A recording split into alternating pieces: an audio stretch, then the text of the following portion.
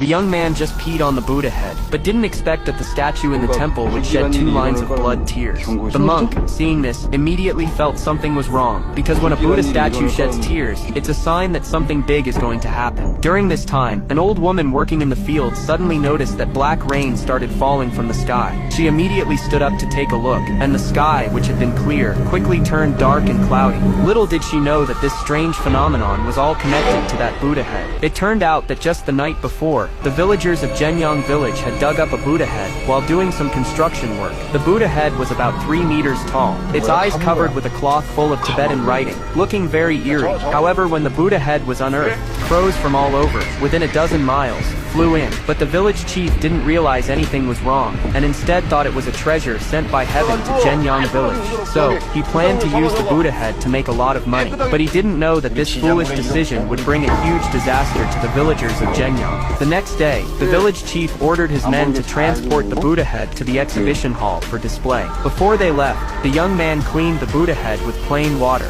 but somehow, the cloth wrapped around the Buddha's eyes suddenly disappeared. However, the young man didn't pay attention to it. After cleaning the Buddha head, he drove to the exhibition hall. After delivering the Buddha head, the young man went to a restaurant. He wanted to drink a little and relax, but suddenly his eyes felt dry and itchy. He thought something had gotten into his eyes, so he immediately went to the bathroom to wash them. But just then, he heard a familiar voice from behind. When he turned around, it was his father, who had been dead for many years.